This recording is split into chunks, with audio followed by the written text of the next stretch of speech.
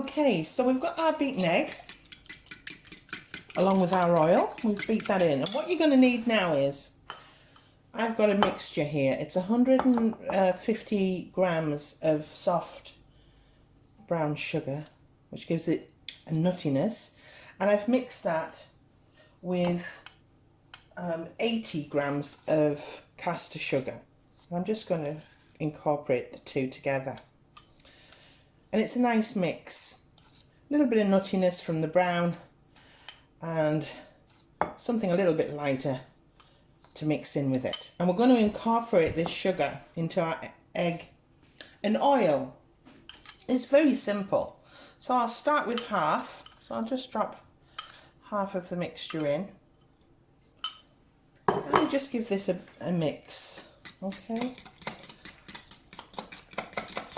A nice stir in. Okay. That's it. Now obviously this is going to be a damp cake. A little bit more. Now some people add light brown sugar. Some people just add caster sugar. I'm just adding the other half now. And give it a mix. But I think the dark sugar or the brown, just the regular brown sugar or muscavado, just adds a depth to your carrot cake. But the choice is yours. You do what you've got in your cupboards, use what you've got. And that's it. And the great thing about oil-based cakes is there's no real method as such. And at this point, and this is optional, I add a couple of drops of vanilla extract. So just a couple of drops there. And mix that through. Okay, so that's the wet ingredients dealt with. And now to the flour. I'll be back in a bit. Now in this bowl I have obviously the flour that's sieved along with the extra baking powder and the spices and a pinch of salt. Just a pinch. And I'm going to add my carrot. Now I've coarsely grated, but you can finely grate your carrot, and you'll need around 230 to 40 grams of carrot, and I'm just going to add that into my dry mixture. Okay, like that. Well, it's not one that. And what I tend to do here is I incorporate and coat my carrot with the flour. It stops it from getting clumpy and that it becomes evenly distributed throughout the cake. Okay, if you just add it in one clump and then add your wet mixture, it doesn't separate. Okay, I've done that. There we have it. Get your oven on at this point. And all the ingredients and temperatures will be listed below. And I've got two 7-inch pans greased and with some parchment paper or grease-proof paper in the bottom. And when I come back, I'll show you how to add the mixture together. I'll be right back. Okay, so this is where we combine the two ingredients. We've got our dry and our wet. And what I do is I make a well in the bottom. And I do it in two halves. And I bring over my wet ingredients and I just pour half in like that. Just to set it away, and I kind of cover it and give it a mix through. As I say, this is one of the easiest cakes to make and possibly the most delicious, especially if you use my cream cheese buttercream recipe. It's delicious. That's getting there. Okay, and then the final piece. Get that all in. Don't be shy. Do not be shy. Get a spoon in here. Waste not, want not. Get it all in. All your wet ingredients there. Okay. And begin to fold in like so. It's a damp mixture. It takes a little bit longer in the oven, but that's okay because that's why I split it into 2 cake tins, because that allows even baking. Okay, if you were to put it in a huge big cake tin, the centre will remain a lot softer for longer, and then the outside of the cake tends to catch and burn.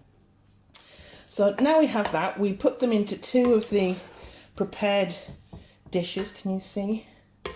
And the smell is delish, delish, delish. And that is it. I mean, how simple. So I'm going to put these into the 2 cake tins and get them in the oven as evenly into the cake tins as I can, and put them in the oven for about 25 to 30 minutes, and I'll come back when it's done.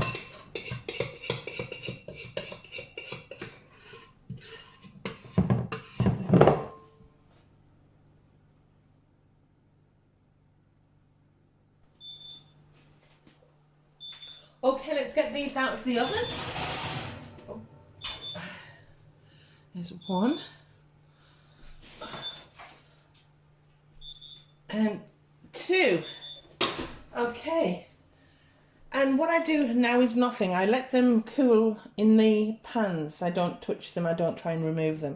I'm going to let these cool now naturally in the pan. It'll take about an hour, but I always say cake is always better the next day. So if you want to stick around and see how I decorate this with my luscious, delicious cream cheese frosting, keep on watching.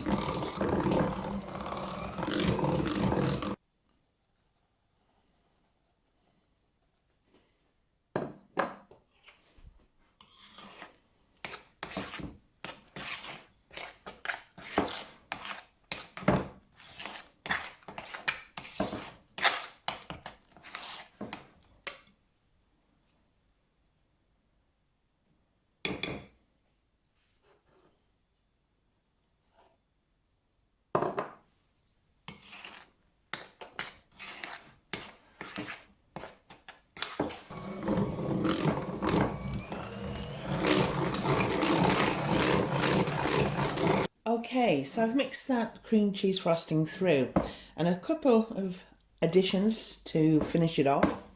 I add a couple of drops of vanilla extract, just a couple, that should do. And also, and this is optional, but I use it, just under half a teaspoon of lemon juice, like so. And I give it one final whisk.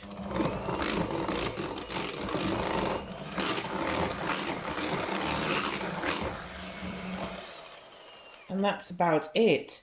And the reason I add those liquids is obviously for taste, but it also helps dissolve any icing sugar, so you're not left with a powdery texture. It's very smooth on the palate.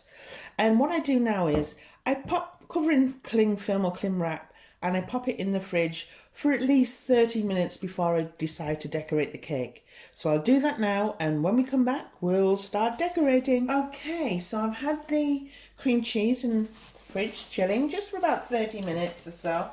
Got myself tidied up and tidied away. And then I've brought the cake out, which has been covered in cling film as well, and I had that in the fridge too. And we're ready now to start decorating. So what I tend to do is, I'm not shy with the filling, because the thing about this carrot cake and this delicious cream cheese buttercream, they love each other. Okay, they absolutely go so well. So I'll just move that in. I don't know if that's picking up. And we begin to spread out. This is a rustic cake. I'm not doing anything fancy. This is for the beginner. And I always think that sometimes rustic looks best. And I'm not scraping too hard because I don't want to pull the crumbs. So I'm quite happy there. I'm just going to get some more. Sorry, I'll go around the camera. Oh dear. There. Okay. I don't re-edit. It's not a stylized baking channel. I haven't made 8. So if I make a mistake, there's another few cakes there. This is the only cake I've made. It's actually one of my husband's favourite cakes. And it's his 50th birthday.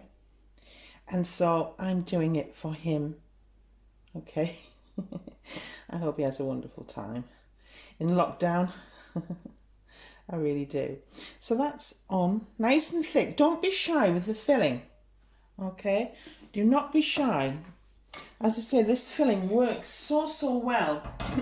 If you only put a little bit on, you'll wish you'd put more on, if you understand. So the second half of the cake, pick it up and place on top. And then obviously the final amount of cream cheese frosting. Again, apply to the top. And I'm using a miniature palette knife, but you can use a knife. And again with the same, be gentle, and just top that. Try not to stretch it too much. If it feels like it's stretching, add more. I'm just pushing that around like that. You can always add more. Don't be afraid of it. And as I said, this is a rustic cake for the beginner. It doesn't have to be fancy, but boy, oh boy, does it taste amazing. I might just add a little touch more there, just to the side. Just so it doesn't, there we go. And then if you want, you can smooth this to perfection. You can put it down around the sides as well. Just make maybe double the recipe. But that's about it. I'm quite happy. Okay. Now I've added a little bit of extra here, and I will show you. I've made them from fondant. And they're little carrots. They're little carrots to represent the cake. So I'm going to put them on. Higgledy-piggledy. Okay, like so. When you make these fondant carrots, if you make these fondant carrots, don't add Tylose powder. Why? Because somehow the icing sugar and the cream cheese reacts to the Tylose powder and they just start dissolving. And you don't want that, do you? So this should feed 8 generously. Or 4 really generously. And there you have it. It's my homemade, simple, delicious carrot cake with a cream cheese frosting. Now, I haven't added nuts to my recipe, but you can add walnuts to your mixture, pecans, both. You can top with walnuts. I'm not a fan of the nutty texture, but each to your own, and it's if you like the nuts, add them. I hope you've liked this tutorial. If you have, please give me a thumbs up and subscribe if you haven't already. And any comments, what's your favourite carrot cake recipe if it differs from this? And please, just put it in the comments, and I always look and read, and most times, if I do see your comment, I will reply. I'm going to be making my next tutorial will be a biscotti cheesecake, my recipe again. So please hit the bell and you'll be notified when I upload that. Thanks for your time. Bye.